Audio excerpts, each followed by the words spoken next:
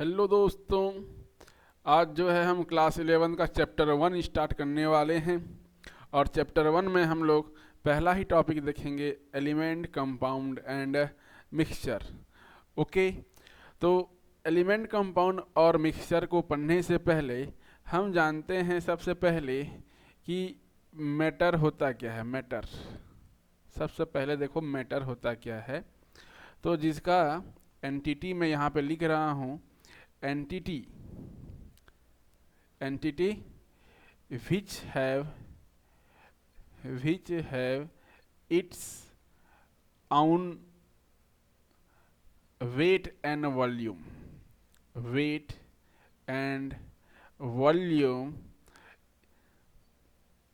is called matter। Okay, ऐसा कोई भी पदार्थ या एंटिटी जिसका खुद का भार और वॉल्यूम हो उसे मैटर कहते हैं। ठीक है, जैसे हम लोग अपने दैनिक जीवन में पेन देख रहे हैं, पेन, यह है हमारा पेन। तो पेन एक क्या है, मैटर है, पदार्थ है। ओके, जैसे मोबाइल आप लोग चलाते हो, मोबाइल भी एक पदार्थ है।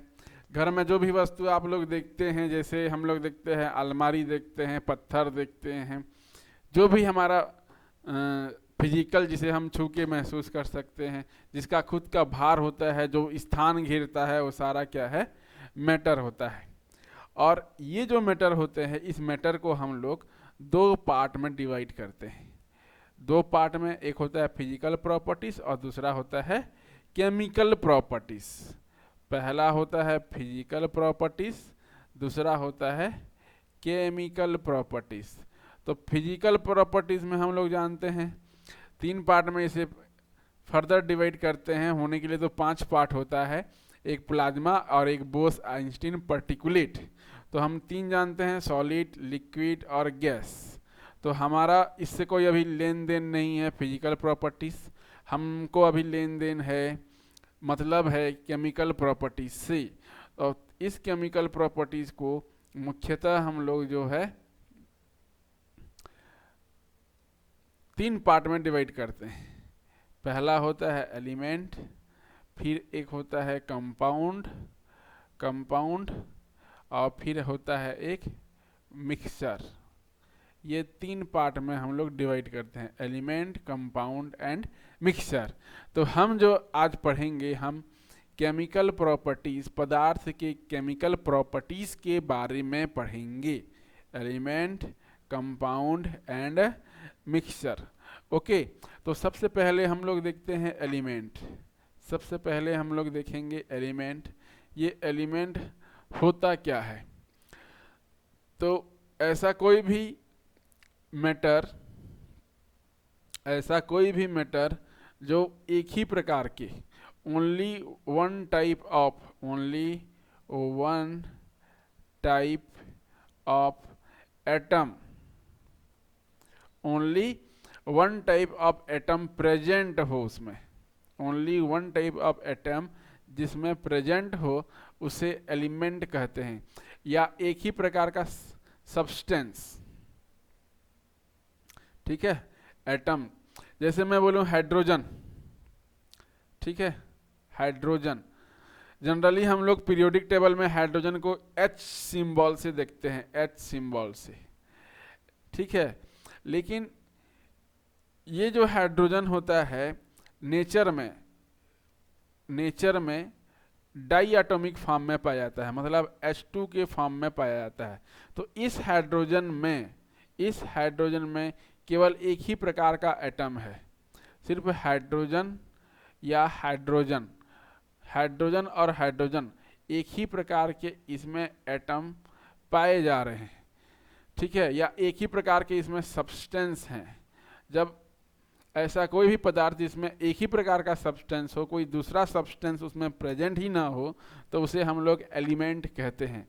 तो ये हाइड्रोजन एक एलिमेंट है। पीरियोडिक टेबल में जितना भी आप सिंबल देखते हैं, हाइड्रोजन, हीलियम, ठीक है, नियॉन, आर्गन, ये सारे एलिमेंट होंगे जिसमें एक ही प्रकार का पदार्थ हो उसे, ठीक है, उसमें एक ही प्रकार का एटम प्रेजेंट हो और कोई दूसरा एटम ना हो, उसे हम लोग बोलेंगे एलिमेंट। जैसे N2 O2, Cl2, Br2, okay, I2, ये सारे के सारे एलिमेंट में आएंगे क्योंकि इसमें केवल और केवल एक ही प्रकार का एटम प्रेजेंट है। नाइट्रोजन में केवल और केवल N प्रेजेंट है, N सिंबल, नाइट्रोजन ही प्रेजेंट है, नाइट्रोजन के ही एटम प्रेजेंट हैं। ऑक्सीजन में ऑक्सीजन के ही एटम प्रेजेंट हैं, ऑक्सीजन के अलावा कोई दूसरा एटम उसमें है ही नहीं, तो उसे हम लोग बोलेंगे एलिमेंट। अब मैं यदि HCl बोल दूं, HCl, तो HCl जो है वो एलिमेंट नहीं होगा, ये कंपाउंड हो जाएगा। क्यों कंपाउंड हो जाएगा? किसमें? क्योंकि यहाँ पर दो एटम प्रेजेंट हैं, एक हाइड्रोजन का एटम प्रेजेंट है और दूसरा क्लोरीन का एटम प्रेजेंट है। दो अलग अलग एटम यहाँ पर प्रेजेंट हैं। जब दो अलग अलग एटम प्रेजेंट हो तब उसको हम लोग बोलते हैं कंपाउंड।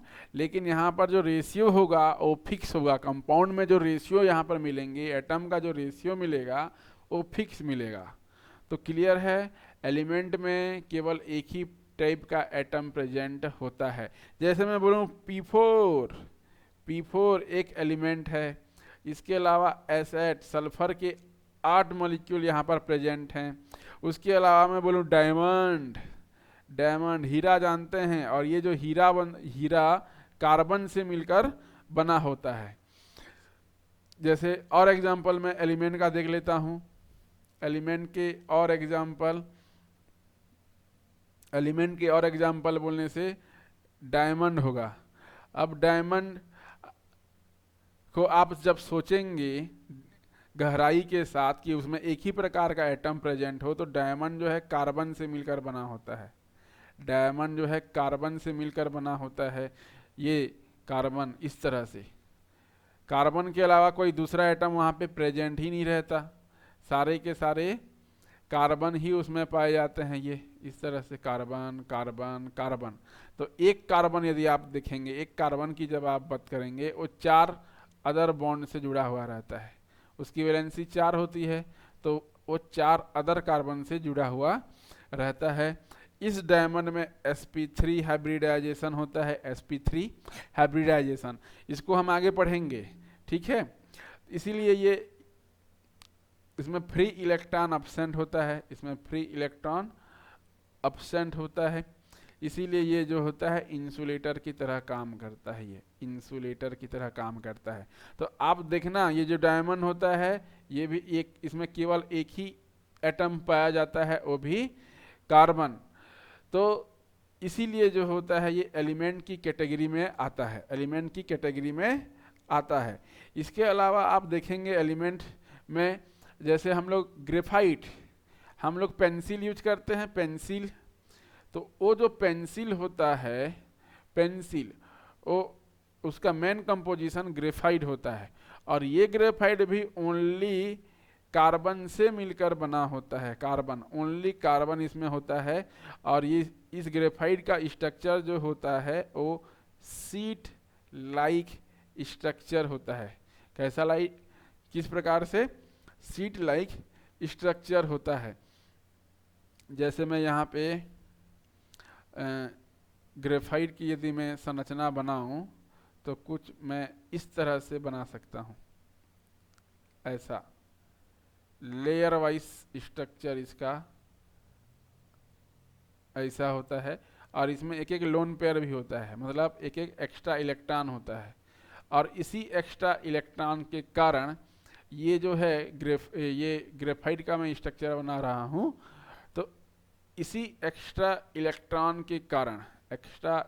के कारण ये कंडक्टर की तरह बिहेव करता है, ये कंडक्टर की तरह बिहेव करता है। इसका जो डिटेल स्ट्रक्चर है मैं पी ब्लॉक में आपको अलग से पढ़ाऊंगा। पी ब्लॉक जब हम लोग पढ़ेंगे तो डिटेल पढ़ेंगे। तो ये जो ग्रेफाइट भी है ये ओनली कार्बन से मिलकर बना होता है, याद रखना, ओनली कार्बन से मिलकर बना होता है। तो ये जो ग्रेफाइट है ये भी क्या होगा, एलिमेंट की कैटेगरी में आएगा। ये ग्रेफाइट भी एलिमेंट की कैटेगरी में आएगा। क्लियर है? अब हम आगे बढ़ते हैं। एलिमेंट आई होप जो है आप लोगों को समझ में आया होगा। अब हम आगे बढ़ते हैं कंपाउंड। अब ये कंपाउंड होता क्या है? कंपाउंड जब दो एटम एक फिक्स रेशियो में मिलेंगे, एटम प्लस एटम, या दो से अधिक एटम भी हो सकते हैं, टू और मोर देन टू एटम जब एक फिक्स रेशियो में मिलेंगे, फिक्स रेशियो, जब एक फिक्स रेशियो में मिलेंगे तब हम उसको बोल देते हैं कंपाउंड। ओके, जैसे मैं एग्जाम्पल लिखूं यहाँ पर, एग्जाम्पल में मैं अभी बताया था HCl, NaCl, CSCl, उसके अलावा मैं लिख देता हूँ Na2CO3, उसके अलावा मैं लिख देता हूँ NaHCO3। तो ये सारे के सारे कंपाउंड हैं, ये सारे के सारे कंपाउंड हैं।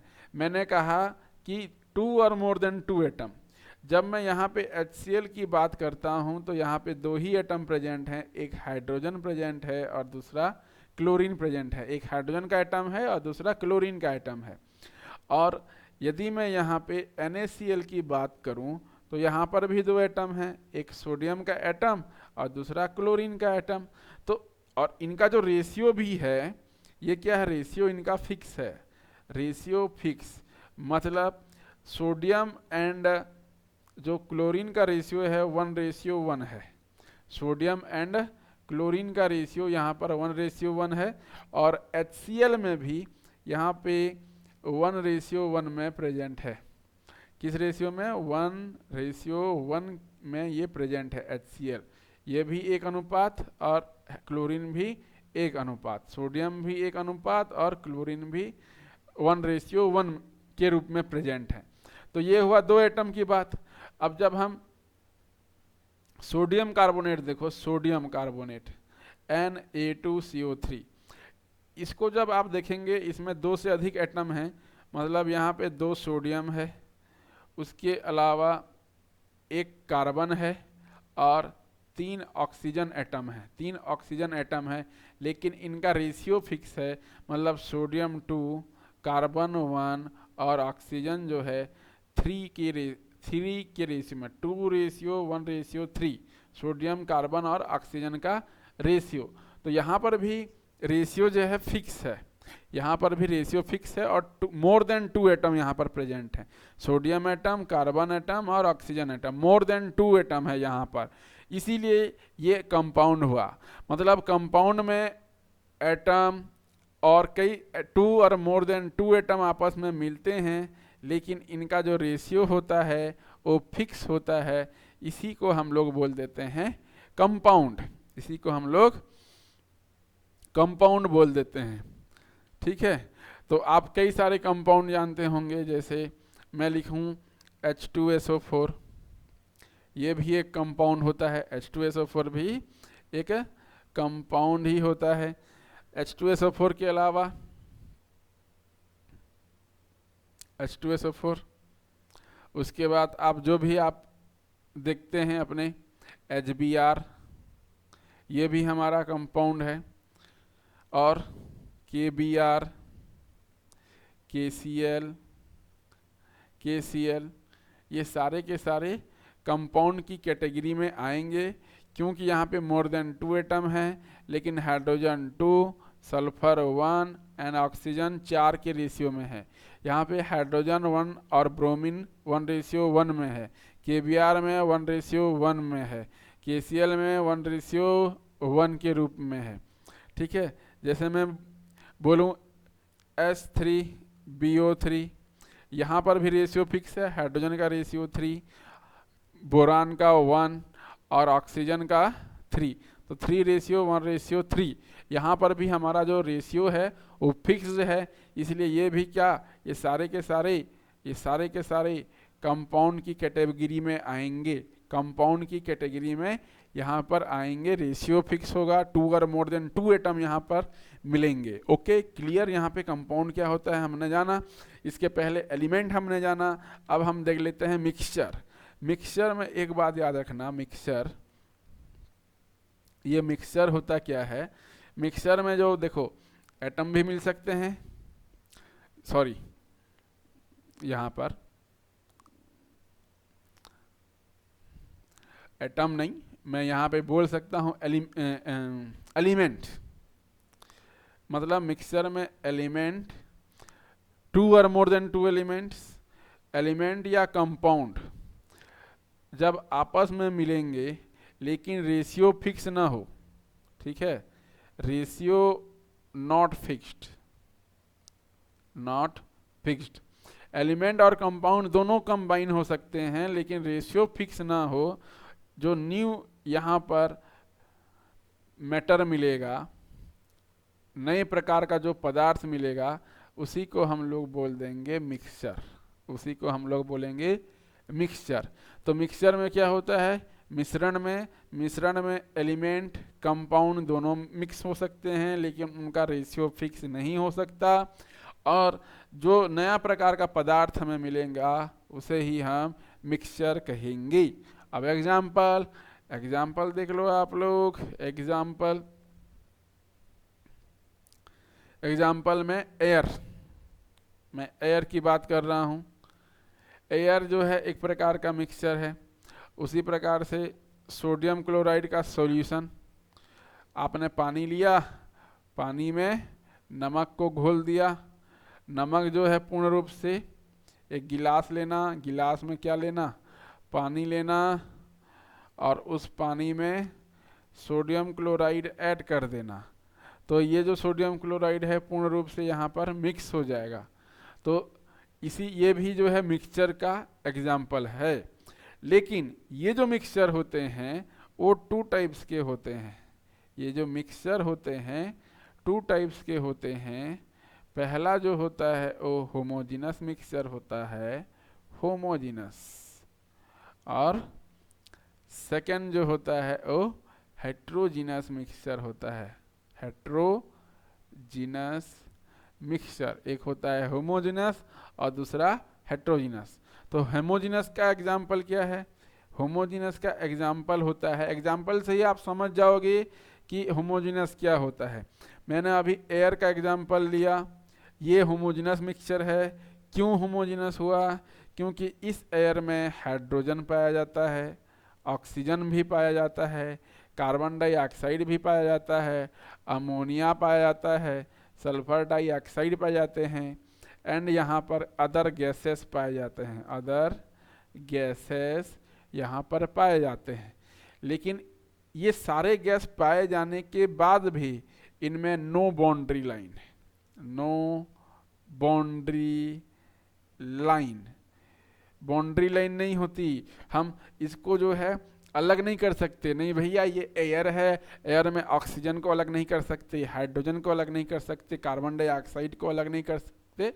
अलग तो कर सकते हैं किसी मेथड से, लेकिन हम उसको क्या बोलना चाहिए, आइडेंटिफाई नहीं कर सकते। नहीं ये ऑक्सीजन है, नहीं ये हाइड्रोजन है, नहीं ये कार्बन डाइऑक्साइड है, उसको हम लोग आइडेंटिफाई ही नहीं कर सकते, कोई बाउंड्री लाइन ही नहीं है वहाँ पर। इसलिए एयर जो है किस प्रकार का मिक्सचर हुआ, होमोजीनस मिक्सचर हो गया। यहाँ पर ये होमोजीनस मिक्सचर का एग्जाम्पल है। और यहाँ पर हेट्रोजीनस मिक्सचर क्या होगा, हेट्रोजीनस मिक्सचर में जैसे मैं ले लूँ एक गिलास, और इस गिलास में मैंने पहले डाला वाटर,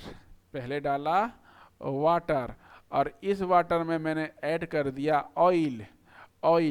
तो यहाँ पर क्या होगा, वाटर और ऑयल दोनों के बीच में, वाटर और ऑयल, मैं यहाँ पे रेड कलर यूज कर रहा हूँ, वाटर और ऑयल के बीच में एक बाउंड्री लाइन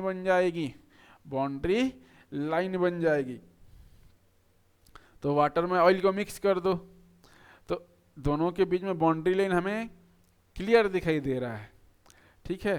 तो ये जो एग्जाम्पल है ये हेट्रोजीनस मिक्सचर का एग्जाम्पल है। तो जहाँ जहाँ आपको बाउंड्री लाइन दिखाई दे वहाँ पे समझ जाना वो हेट्रोजीनस मिक्सचर का एग्जाम्पल है। ओके, क्लियर है यहाँ पर कि होमोजीनस मिक्सचर क्या हुआ, हेट्रोजीनस मिक्सचर क्या हुआ। जैसे मैंने अभी और एक एग्जाम्पल दिया था, यहाँ पर जैसे मैं एक गिलास ले लूँ और इस गिलास में वाटर ले लूँ, पानी ले लूँ, वाटर, और इस वाटर में मैंने शुगर ऐड कर दिया, ये शुगर घुल गया यहाँ पर जी, यहाँ पे शुगर घुल गया, या मैं बोलूँ यहाँ पर वाटर प्लस सोडियम क्लोराइड ले लूँ, नमक ले लूँ, ये नमक जो है पूर्ण रूप से यदि यहाँ पे घुल गया और हम उसको आइडेंटिफाई नहीं कर पा रहे हैं, नहीं भैया ये नमक है और ये पानी है, तो ये जो है होमोजीनस मिक्सचर का एग्जाम्पल हो जाएगा। होमोजीनस मिक्सचर का यहाँ पर एग्जाम्पल होगा। तो एक चीज़ आप याद रखना, जब मैं होमोजीनस की बात करूंगा तो वहाँ पे बाउंड्री लाइन हमें क्लियर नहीं दिखाई देगी, जितने भी वहाँ पे एलिमेंट या कंपाउंड होंगे मिक्स हुए रहेंगे, वहाँ पे नो बाउंड्री लाइन, ठीक है। और जब मैं हेट्रोजीनस मिक्सचर की मैं बात करूं तो वहाँ पे जो है बाउंड्री लाइन मेंशन होगा, मतलब बाउंड्री लाइन कहीं ना कहीं वहाँ पे मौजूद होगा। तो ये जनरल जो है आइडेंटिफाई करने का तरीका है। तो आई होप जो है ये वीडियो लेक्चर आप लोगों को समझ में आया होगा। एलिमेंट, कंपाउंड एंड मिक्सचर, ये आज हमने जो है चैप्टर 1 स्टार्ट किया है। चैप्टर 1 का पहला ही टॉपिक है। अदर टॉपिक में हम एटम एंड मॉलिक्यूल के बारे में पढ़ेंगे। तो आज जो है यहीं तक रखते हैं, कल जो है नए टॉपिक की शुरुआत करेंगे। जय हिंद, जय भारत, जय छत्तीसगढ़।